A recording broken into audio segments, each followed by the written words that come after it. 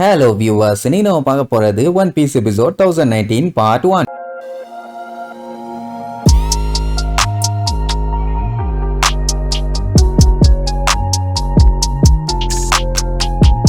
Open பண்ணா ஸ்பீடுன்னு ஒருத்தி இருக்காளே, அவளும் ஒனியஷிமாக்கு வந்துட்டா. அங்க இருக்க ஆளுக சில பேர்த்த புடிச்சு வச்சுக்கிட்டு, ஏன்டா விளக்கணைகளா, அந்த ஸ்டார் ஹேட்டும் சாம்ராய்ஸும் வளைச்சு நம்ம ஆளுக எல்லாத்தையுமே வேட்டையாடிட்டு இருக்காங்க. இவ்வளவு நேரம் ஆகியும் அவங்க எல்லாத்தையுமே உங்களால கம்ப்ளீட்டா காலி பண்ண முடியல. இதெல்லாம் உங்களுக்கு வெக்கமா இல்லையா அப்படின்னு வண்டியா திட்டிட்டு இருப்பான். ஆக்சுவலா ஸ்பீடு ஒட்டமா கொடுத்த அந்த டம்ப்ளிங்க சாப்பிட்டு நம்ம சைடு மாறிட்டா. ஆனா அதுக்கப்புறம் எப்படி மாறினான்னு தெரியல. இப்ப என்னன்னா அவங்களுக்குள்ள பவர் கொட்டி கிடக்குதான். அது வெளியில வரலங்கிறதுனாலதான் உங்களால ஒழுங்கா சண்டை போட முடியல. அதுக்காக தான் குயின் இவங்க மேல எல்லாம் நம்பிக்கை வச்சு அந்த பவரை வெளியில கொண்டு வர்றதுக்காக ஒரு மருந்து ஒண்ணு கொடுத்து விட்டுருக்காராமா. அது என்னடான்னு பார்த்தா ஒட்டமா கண்ணத்துல இருந்து எடுத்தாலே அந்த டம்ப்ளிங்ஸ். இப்ப புரியுதா இவங்க பிளான் என்னன்னு? இவங்க ஆளுங்க மாதிரியே பேசி டம்ப்ளிங்ஸை கொடுத்து சாப்பிட வச்சு கடைசியில நம்ம ஆளுகளா மாத்திக்கலான்னு ஐடியா. அதனாலதான் இப்படி பேசி நடிச்சிருக்கான். அவன் என்ன சொல்லுவானுங்க, ஸ்பீடு சொன்னா கரெக்டா தான் இருக்கும், ஆனா வெறும் டம்ப்ளிங்ஸை கொடுத்து சாப்பிட சொல்றீங்க இல்லையா, அதுதான் எனக்கு ஒண்ணுமே புரியலங்கிற மாதிரி சொல்லுவானுங்க. உடனே அவ இருந்துகிட்டு, இந்த டம்ப்ளிங்ஸ் மேல உங்களுக்கு நம்பிக்கை இல்லையா, அதை சாப்பிட்டு எப்படி நான் பல கொல கொலன்னு இருக்கேன்னு பாருங்க. அது நம்ம பாடியில இருக்க பவரை அதிகம் பண்ணி மசில்ஸை புடைக்க வச்சு நரம்ப வெடிக்க வச்சு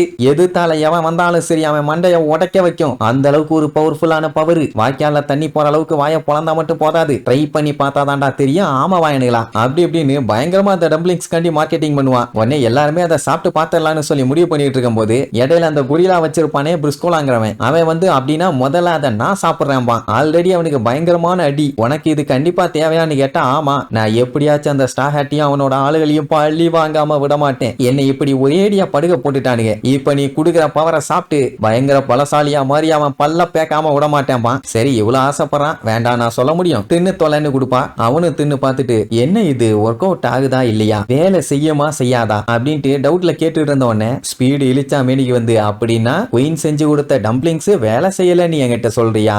இந்த விஷயத்த வேணா நான் நேரா அவர்கிட்ட போய் சொல்லட்டுமா? குயின் சாமா நீங்க செஞ்சு கொடுத்த டம்ப்ளிங்ஸ் வந்து வெத்து வேட்டாமா, உங்களுக்கு ஒண்ணுமே பண்ண தெரியலன்னு பிரிஸ்கோலா சொன்னான்னு. என்ன ஓகேவான உடனே பயத்துல எவன் சொன்னான், இங்க பார் நான் ஆடுவேன் பாடுவேன் குதிப்பேன் கடிப்பேன் மிதிப்பேன் உருளுவேன் பெறலுவேன்னு கண்ணா பின்னான்னு குதின்னு குதிச்சுக்கிட்டு நெஞ்செல்லாம் அடின்னு அடிச்சுக்கிட்டு இது சூப்பரா இருக்குது நாங்க பவர்ஃபுல்லா மாறிட்டோன்னு அவ்வளோ டேமேஜ் ஆன பாடியவே அழகா நம்ப வச்சுட்டா. இப்படி அடிபட்டம் எந்திரிச்சு ஆட்டம் போட்டானா மத்தவங்க எல்லாருமே ஹைப் ஆயிருவாங்கல்ல. உடனே எனக்கும் கொடுங்கன்னு எல்லாம் அடிச்சு புடிச்சு வாங்கி சாப்பிட்டுருவானுங்க. சொல்ல போனா அவளும் ஏகப்பட்ட டம்ப்ளிங்ஸ் கொண்டு வந்திருப்பான். சாப்பிட்டு முடிச்சவன சப்போர்ட்டுக்கு ரெடியா இருங்க, ஏன்னா ஸ்டார் ஹேட்ஸ் நமக்காண்டி வெயிட் பண்ண மாட்டாங்க அப்படின்னு பேசியே அழகா அவனுங்களை சாப்பிட வச்சிட்டா. சொல்ல போனா அவனுங்க எல்லாருமே கிட்டத்தட்ட பாதி அனிமல்ஸுங்க தானே, அதனால ஒட்டமாவால ஈஸியா கண்ட்ரோல் பண்ண முடியும். அப்படியே அங்க கட் பண்ணி சில மணி நேரங்களுக்கு முன்னாடி காட்டுறாங்க. லேண்ட் ஆஃப் ஆனோல தான் இருக்கா. ரொம்ப கவலைப்படுவான், இப்படி எல்லாருமே சண்டைக்கு போயிட்டாங்களேன்னு. ஸ்பீடு வந்து பார்த்துட்டு எங்க போனீங்க, உங்களை ரொம்ப நேரமா தேடிட்டு இருந்தோம், நல்ல வேலை உங்களுக்கு எதுவும் ஆகலன்னு அவ ஒரு சைடு பதறுவா. சரி இப்ப ஏன் சோகமா இருக்கா அப்படின்னு கேட்டா, எல்லாருமே இப்ப ஒனியஷிமாக்கு போய் சண்டை போட்டுக்கிட்டு இருக்காங்க. அந்த இடம் டேஞ்சரான இடம்னு இவளுக்குமே தெரியுது. பட் இருந்தாலும் இவளால என்ன முடியுமோ அதை பண்ணணும்னு இவளுக்கு தோணுது. ஆனா யாருமே அலோவ் பண்ண மாட்டேங்கிறாங்களே. ஆனா நான் எப்படியாச்சும் ஒனியஷிமாக்கு போகணும், அங்க எல்லாரும் உசுரை கொடுத்து போராடிட்டு இருப்பாங்க, நான் இங்க நின்னு வெயிட் பண்ணி வேடிக்கை பாக்குறதா?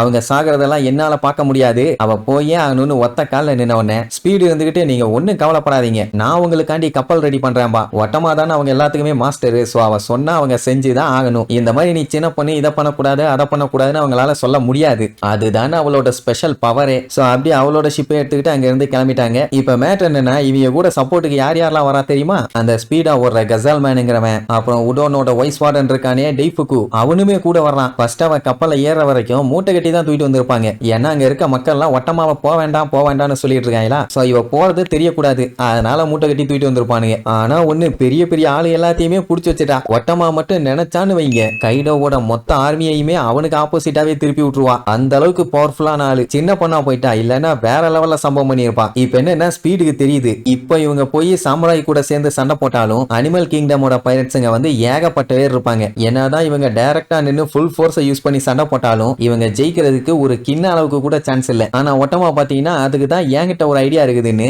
அவ கண்ணத்துல இருந்து டம்ப்ளிங்ஸ் எடுத்து கொடுப்பான். என்னன்னா இதே அங்க அனிமல்ஸா இருப்பானுங்களே, அவனுங்க வாயில போட்டு ஒண்ணும் ஒவ்வொருத்தன் இந்த டம்ப்ளிங்ஸை சாப்பிட எல்லாருமே இவங்க சைடு மாறிடுவாங்க. எப்படியும் இங்க இருந்து ஒனியஷிமாக்கு போறதுக்கு டைம் ஆகும். அந்த டைமுக்குள்ள டன் கணக்குல நான் டம்ப்ளிங்ஸை ரெடி பண்ணிடுறேன், எல்லாத்தையுமே நம்மளால மாத்திடலான்னு ஒண்ணு அவனுக்கு 2 பேரும் சூப்பர்னு அவளை பாராட்டி தள்ளுவானுங்க. அடக்கன்று அவிய எப்படி சுத்திட்டு இருந்த வில்லனுகளை எப்படி மாத்தி வச்சிருக்காங்க பாருங்க. அப்படியே கொஞ்ச நேரம் ஆகுது. வட்டமாவும் படாத பாடுபட்டு அவன் கன்னத்துல இருந்து டம்ப்ளிங்ஸை எடுத்துக்கிட்டே தான் இருப்பான். ஒரு கட்டத்துக்கு மேல அவளால முடியல, கண்ணெல்லாம் செவந்து போச்சு. அட 1-2ன்னா பரவாயில்ல, கன்னத்துல இருந்து 200 300 400 500ன்னு டம்ப்ளிங்ஸ் எடுத்துக்கிட்டே இருந்தான்னா கண்ணை வலிக்கத்தானே செய்யும். அண்ட் அதை எடுக்க அவளோட எனர்ஜியுமே டவுன் ஆகும். அதனால தான் முடியாம பொத்துன்னு விழுந்துருவான். கொஞ்சம் ரெஸ்ட் எடுங்க, ஒனியஷிமாக போய் சேரக்குள்ள உங்களுக்கு சிக்காயிர போகுதுன்னு சொன்னா கேட்க மாட்டான். ஏன்னா அவளால கைடோவை காலி பண்ண முடியாதுன்னு அவளுக்கு நல்லாவே தெரியும். சோ அப்படி இருக்கும்போது அவளால என்ன முடியுமோ அதை பண்ணணும்ல. அப்படி பண்ணாதான் எப்படியாச்சும் மொமனசுகேவை அடுத்த ஷோகனா மாத்த முடியும். அது மட்டும் இல்லாம லூஃபி இந்த லேண்ட் ஆஃப் வானோவிய மொத்தமா மாத்தி போதுங்கிற அளவுக்கு எல்லாருமே சாப்பிடற மாதிரி பண்றேன்னு சொல்லியிருக்கான். அங்க சாம்ராய்ஸும் இவங்களுக்காண்டி தான் கஷ்டப்பட்டு போராடிட்டு இருக்காங்க. சோ அதனால என்னோட ஹெல்ப்பை நான் பண்ணியே தீருவேன். இனிமேட்டு இந்த லேண்ட் ஆஃப் வானோவை ஒரோச்சியும் கைடோவும் ரூல் பண்ணக்கூடாது,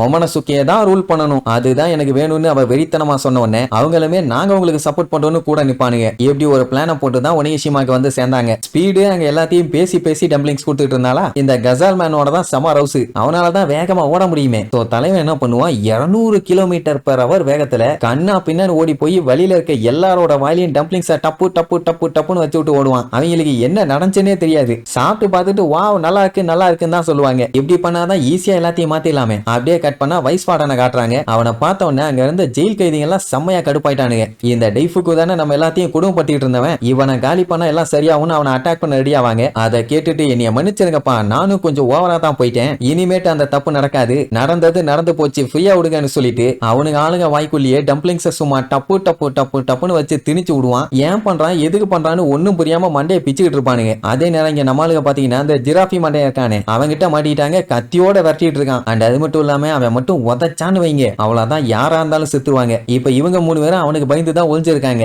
இப்ப இவங்களோட பிளான் அவனை இவங்க சைடு எப்படியாச்சும் மாத்தணும். முடியுமாங்கிறது டவுட் தான், ஏன்னா கண்ணா பின்னான்னு கத்திட்டு கிடக்குறான். இந்த மாதிரி ஆளுகள்லாம் நம்ம சைடு இருந்தா தான் நம்மளால பொழைக்க முடியும்னு உசோப்பு சூப்பரா எய்ம் பண்ணி வாயில டம்ப்ளிங்ஸ் வச்சு அடிச்சு விடுவானா. என்ன வாய்க்குள்ள ஏதோ டேஸ்டா வந்து விழுந்துச்சு, என்னவா இருக்கும்னு யோசிச்சுட்டு இருக்கும்போது ஒட்டமா முன்னாடி வந்து டேய் சொல்றத கேள்றாம்பா. உடனே அப்படியே நடுங்குவான். மாஸ்டர் நீங்களா, உங்க பேச்ச நான் எப்படி கேட்காம இருப்பேன்னு. So work out ஆயிருத்து.